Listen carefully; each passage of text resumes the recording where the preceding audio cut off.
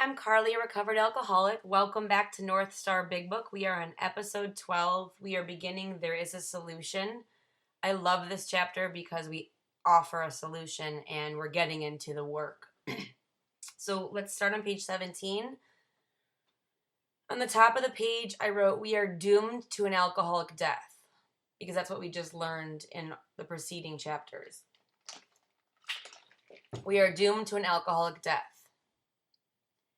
And I wrote down underneath that what my sponsor shared with me: not willing to go one-on-one with my alcoholism. Not willing to go one-on-one with my alcoholism. We discovered in step 1 that we had a physical allergy, a mental obsession, and after looking at all of those facts and that no human power could relieve us, I come to the position where I am at step 2, which is there is a solution, that I'm doomed to an alcoholic death and I can't do this on my own. It says, chapter 2, there is a solution. I circled the word A, and above it I wrote one solution. And next to the word solution, I wrote for the mental obsession. Because this chapter is not going to talk about how not to drink. The solution that we have for the physical allergy is to not drink. The solution that we have to sobriety is for the mental obsession, and that is going to be the steps. I wrote underneath where it says there's a solution before the words start, I wrote, recovery will not happen by going to meetings alone. Recovery will not happen by going to meetings alone. And the reason why this won't happen is if I don't drink and I go to meetings and I show up and I listen for an hour, even if I shake hands at the door and help clean up, I'm not going to become recovered from the hopeless condition of mind and body, especially of my mind. There's nothing that's going to happen at the meeting other than hopefully hearing the solution. But if I don't do the work that the solution points me to, I can't recover. The reason why I circled the word A in the title and wrote one solution above it is to remember my responsibility to Alcoholics Anonymous. This group that I'm a part of is called Alcoholics Anonymous. When a new member comes to our meeting because they need help, they're coming for the help that Alcoholics Anonymous can give them. Most of them don't know what that is, and my responsibility is to offer the solution from Alcoholics Anonymous. So that does not include what my sponsor tells me that they learned in their treatment center or what I might have done. The solution that I need to offer them is Alcoholics Anonymous solution, which is the 12 steps. So when I tell a new person to just not drink and go to meetings and stick around until they catch alcoholism and let the steps rise to meet them, then what essentially I'm telling them is not Alcoholics Anonymous' solution, especially if I'm telling them just go to 90 meetings in 90 days and stick in there. Because the well-meaning things that are said at meetings to new people or people that come back are not the message of Alcoholics Anonymous. And this chapter is about the one solution we offer. And I want to remember here that there are other solutions to being sober. Alcoholics Anonymous only has one. If you want to do another solution, that's totally fine. No judgment. Awesome. But if you come to an Alcoholics Anonymous meeting, the responsibility of members of Alcoholics Anonymous, which is me, is to offer that solution. Okay, so it says we. Remember the first 100 men and women, every time it says we. We of Alcoholics Anonymous know thousands of men and women who were once just as hopeless as Bill. Nearly all have recovered. And I highlighted and underlined that word because there it is again. The Big Book of Alcoholics Anonymous is promising me that thousands of men and women are recovered. And if we want to remember what we're recovered from, I flip back to the first edition, and it says, we of Alcoholics Anonymous are more than 100 men and women who have recovered from a seemingly hopeless state of mind and body. To show other alcoholics precisely how we have recovered is the main purpose of this book and of this program. So if I introduce myself as a recovered alcoholic, which I do, it's because I no longer have a body that physically needs alcohol, and I no longer have a mind that tells me I do. I'm not powerless over it. But I can never put alcohol in my body because that would activate the physical allergy. Because I do the 12 steps and I actively do 10, 11, and 12, I'm a recovered alcoholic. I can never drink again safely, and I can't put alcohol in my body without developing the phenomenon of craving. So I'm not saying I'm cured of alcoholism. I'm saying I'm recovered from the disease as long as I do this work. And this is something I share with when I do big work with my girls is, if you go into Target and you want to find Q-tips and you can't find them, you go up to someone that's got a red shirt on, a red Target shirt, and you say, hey, I can't find Q-tips. And they immediately tell you which aisle to go to. Some of them know it better than others. Some of them take a few minutes or a few seconds and they go, 15A. And then they direct me to where I need to go. When you come to an Alcoholics Anonymous meeting, we don't have red shirts that say AA on them, I can help you. I don't have a stamp on my head that says I'm recovered. But I introduce myself as a recovered alcoholic. I shake hands at whatever meetings I go to. And I try to comment when I'm capable and able to do it about the solution from the 12 steps. So whoever is there will know I know how to help you find Q-tips. And that's the whole goal, is that our job is to be a guide. And this chapter is telling me that. They have solved the drink problem. And then the next paragraph I wrote on the side, fellowship. And the fellowship they're talking about is the fellowship as they knew it back then. We are average Americans, all sections of this country, and many of its occupations are represented, as well as many political, economic, social, and religious backgrounds. We are people who normally would not mix. But there exists among us a fellowship, a friendliness, I underlined, and an understanding. Above the word understanding, I wrote the steps. An understanding which is indescribably wonderful. So the understanding we have to offer is the 12 steps. If you want to get better, you have to work the steps. That's our understanding. That's our experience. And what's unclear is that message is not said at every single meeting of Alcoholics Anonymous. In fact, there are many, many times I go to leads where I don't hear that message at all. And I don't hear the message, which is the 12 steps of Alcoholics Anonymous are our program. And that anyone is welcome to Alcoholics Anonymous to be a member if you want to say you're a member. But the only way to become recovered and to get the promises that we talk about at meetings is to work the 12 steps.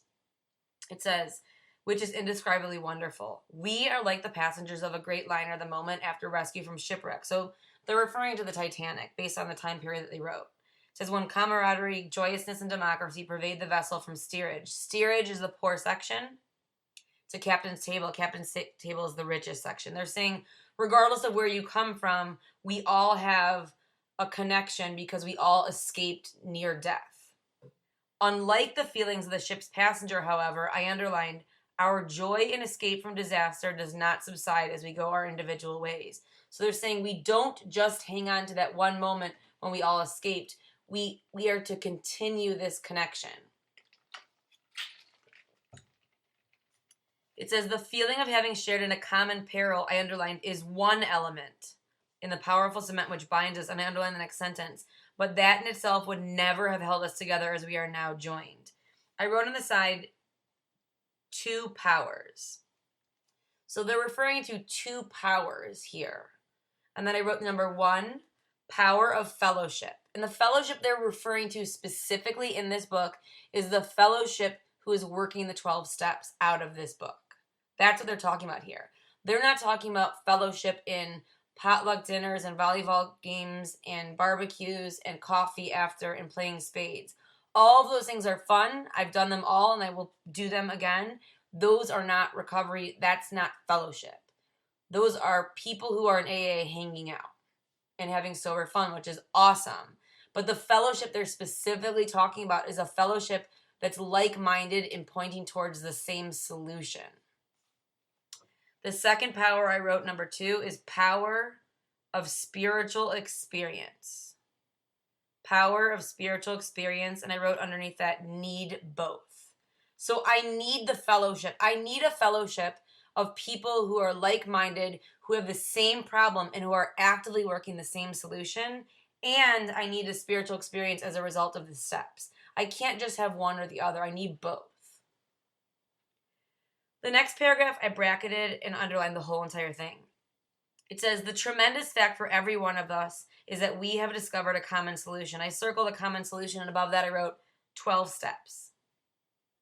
Above that paragraph, I wrote, this book offers a way out. This book offers a way out. The most powerful thing I can say to someone who's just come in the rooms is I can sit them down, and after sharing my personal experience with the physical allergy and the mental obsession, I can look them in the eyes like I've done many times before, and I can tell them, you don't have to live the way you're living anymore if you don't want to. I'm giving them a second option. They already know their first option. That's how we ended up here. We're desperate. We're out of plans. I tried killing myself. I came to AA because it didn't work out. But it wasn't until someone said, you don't have to live like this anymore, I have a way out, come with me, that I started to get free. Because when I came back to the rooms of Alcoholics Anonymous and I heard, don't drink and go to meetings and just keep coming back and we'll love you until you can love yourself, and I wanted to kill myself in the rooms of Alcoholics Anonymous sober, because all I was doing was what they told me to do, which was to go to meetings and keep coming back, I wanted out. An alcoholic without the solution of alcohol and without a spiritual solution will desperately look for a way out of what they're feeling and what we're experiencing in the ick. Alcoholic minus alcohol, you left with ick. When we remove alcohol as the option and we desperately are searching for out of these feelings, we will either pick up a drink or something else, kill ourselves to get out, or we will desperately grab onto someone who says to me in the rooms, if you don't want to feel like this anymore, you need to work the steps like I did, and I'm more than happy to take you through them. And then shows up fight after fight, night after night, walking their way through. The only way out is through. And if I'm not willing to do that, then I'm not taking that solution. But we have a way out. I underline that. We have a way out. And that's something that's exciting. I can help you out. At the end of the day, after I didn't do the work for like 6 months sober, and I was trolling the rooms of Alcoholics Anonymous as a predator and changing my clothes and changing my hair and changing my tattoos and changing my guy and changing whatever I was doing to try to get better and free, and nothing worked. It was only when someone sat down with me with their big book and said, open up your book, write this down, underline this, go look this up in the dictionary. This is how you will get free. We're going to work the steps together. They were the only ones in Alcoholics Anonymous that said to me, I have a way out of your pain. It says, we have a way out on which we can absolutely agree and upon which we can join in brotherly and harmonious action. This is the great news, and I circled the words, this book. This book carries to those who suffer from alcoholism, and in red I underlined suffer from alcoholism. So here's the thing. They mention many times throughout the book that the book we are reading has what we want. So they'll just tell me right there, this book carries the message. I wrote after the words alcoholism, I wrote steps remove mental obsession. The job of the 12 steps is to remove the mental obsession. The reason why we do the big 4 through 9 inventory is to get the hallway clear so we can get free and out to oxygen and rescue. The reason why we clear that hallway is because our mind is so cluttered with pain and memories and anger and fear and selfishness and dishonesty and victim crap that we cannot feel the power that is within us and that's on the other side of the hallway. I wrote 2 things here. I wrote, do you have a way out? Question mark. Do you have a way out? So I wrote that there, and I'm supposed to stop and ask the person I'm working with, do you have a way out? Most likely, if someone comes up to me and asks for help, they don't have a way out. What girls normally share with me is that they don't want to come talk to me and that they heard I'm scary. I'm really not that scary once you start to work with me, but I understand why I appear to be scary to new people, and that's because I'm doing a lot of work, and when I got here, I wanted to do no work. And then the other thing I wrote, and you can write this if you agree, I wrote, I know how to get out, and I made an exclamation mark because that's my truth. There's a lot of things I don't know in my life and a lot of things that are gray and a lot of questions that are still unanswered. But one that is very, very clear in black and white is I know a way out of this misery of alcoholism. I know how to treat untreated alcoholism. I know how to take a woman through the first 3 steps and how to get her to 4 through 9 and how to get her into 10, 11, and 12. I know how to carry this message. And because I was given this gift from the daily work I do and the unselfish, loving, kind hours many, many men and women have spent with me, it is my responsibility to humbly offer that way out to anyone who wants it. That is not being cocky by saying I know way out. That is saving someone's life by offering what was given to me. I can't save the life. I can show them how they can save their own. On page 18, I wrote at the top, it is our job to take alcoholics through the 12 steps. It is our job to take alcoholics through the 12 steps. That's my job in AA. If I'm not doing that with at least one person, my question is why? Why am I not taking someone through the 12 steps? There is no time requirement to take someone through the 12 steps. The only requirement I was told that I needed to be able to fulfill in order to help somebody through the 12 steps is, can I read? Can I read this book to them? And if I can't read, can I press play on a big book study so we can do it together and I can share my experience, strength, and hope? If I have 2 days sober, I can help someone who's 1 day sober. So I wrote on the top of the page, it's our job to take alcoholics through the 12 steps. And I wrote, sitting around dying of alcoholism. Sitting around dying of alcoholism. We don't have to look like Bill W. and Dr. Bob did. We don't have to search in bars and hospitals for alcoholics to be of service to. They are sitting in the rooms of Alcoholics Anonymous, taking up seats, dying of alcoholism. And I wrote on the top, our job to share it. Our job to share it. There is no time that I get to say, nope, I'm not going to help anyone today. If the person that's at the meeting is new and they are a male and I'm the only one in the room that has a solution and the only one that's going up to that person, then I will go up to that person and I will say, I'm willing to sit down with you if you'd like to talk this through, and I'm happy to help you get you to a guide that can help you. But this is life and death, and I have a solution. I have a way out for them, and it's my responsibility. This next paragraph is about untreated alcoholism. It says, an illness of this sort, and we, that's the first 100 men and women, have come to believe in an illness, I underlined, involves those about us. And above that, I wrote, affects others. So my disease of active, untreated alcoholism affects anyone who loves me or is near me. In a way no other human sickness can. If a person has cancer, all are sorry for him and no one is angry or hurt. But not so, I underline the rest of the paragraph, with the alcoholic illness. For with it there goes annihilation of all things worthwhile in life. It engulfs all whose lives touch the sufferers. It brings misunderstanding, fierce resentment, financial insecurity, disgusted friends and employers, warped lives of blameless children, sad wives and parents. Anyone can increase the list. So in red, I double underlined warped lives of blameless children, sad wives, and parents. On the side of this underlined part, I wrote, what my alcoholism does to those around me. What my alcoholism does to those around me. I was one of the super selfish, self-centered, incapable of seeing my truth alcoholics that when I got here, I was like, I've never hurt anybody. This is only affecting me, which is so sick and myopic and tunnel vision. And the people that loved me, especially my parents, my alcoholism engulfed them like a tsunami engulfs someone, and it's completely out of control. There was misunderstanding, fierce resentment, financial insecurity, disgusted friends and employers. My family's lives were warped. They were sad and they were broken. My mom told me that my alcoholism at 7 years of sobriety for her, when I was active at my end, brought her to her knees more than her own did. And I can't even imagine. It says, we hope this volume will inform and comfort, I underlined, those who are or may be affected. There are many. And next to there are many, I wrote, who paid the price for my seat in AA. This is kind of long, so I wrote this on the side. Next to there are many, I wrote, who paid the price for my seat in AA. So that's my mom and my mom and my dad. That's any family or friends.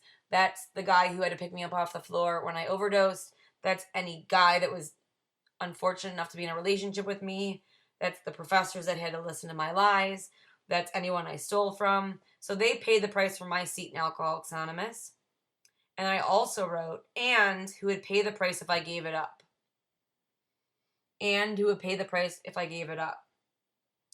The people who would pay the price if I gave up my seat today are obviously my parents, but even more painfully would be my 3 children who were born to a sober, recovered Alcoholics Anonymous member of a mother who promised each of them that I would never, ever put them through a childhood or life with an alcoholic mother. And my sobriety is not my own. The first man I married, who was the father of my 3 children, we discussed openly about my sobriety and what it would mean to be their mother with my sobriety. And he went into that with his eyes wide open, and he would have had to take care of the children completely if I didn't do my work. And the man I'm married to today, same thing, eyes wide open, understands completely that this work I do, that the answering the messages and the calls and the work I need to do that takes me away from the people I love is my responsibility in the price that needs to be paid in order for me to be everything that I want to be for these people. It says, highly competent psychiatrists who have dealt with us have found it sometimes impossible to persuade an alcoholic to discuss the situation without reserve. Strangely enough, wives, parents, and intimate friends usually find us even more, I underline the word unapproachable, than do the psychiatrists and the doctor. So that's how people see us, because we're defensive and we don't want to talk about it. It says, but the ex-problem drinker who has found, I underlined this solution, and the solution they're talking about very clearly is the 12 steps. It's not AA. AA is the 12 steps. It's not meetings. It's the 12 steps. So the ex-problem drinker who has found this solution, who is properly armed with facts about himself, so they're able to say that I have a physical allergy and a mental obsession and share that experience with their own experience, their story to the new person, can generally win the entire confidence of another alcoholic in a few hours. And I wrote next to that, uniquely qualified. So we are uniquely qualified to be able to sit down with any stranger that thinks that they might be an alcoholic and sit with them for an hour and tell them our story and tell them about the physical allergy and the mental obsession and tell them how broken and hopeless I was and tell them what happened. And get the person that we're sitting across, if they're alcoholic, to relate, to nod, to tear up, to feel uncomfortable, and to ask us the most important question, how did you get better? I underlined, until such an understanding is reached, little or nothing can be accomplished. And next to understanding, I wrote step 1 and 2. The understanding is the problem, which is a physical allergy and mental obsession, and the other part of the understanding is that there's a solution. Because we don't want to just sit down with someone for an hour over coffee, tell them about the problem, tell them about doomed to an alcoholic death, tell them about the asylums and institutions, and then wish them well. My job is to tell them the truth, get them to relate, let them see that I know what I'm talking about, and then tell them that I found a way out and that I can help them if they want help. The next paragraph I bracketed and I wrote how I need to look to the new person. How I need to look to the new person. And I underlined this whole part. That the man who is making the approach has had the same difficulty. That he obviously knows what he is talking about. That his whole deportment shouts at the new prospect that he is a man with a real answer. That he has no attitude of holier than thou, nothing whatever except the sincere desire to be helpful. That there are no fees to pay, no axes to grind, no people to please, no lectures to be endured. So that's how I want to look. I want to be able to not be holier than thou. I want to have a real answer. I want my whole deportment, which means the way I live my life, the way I carry myself.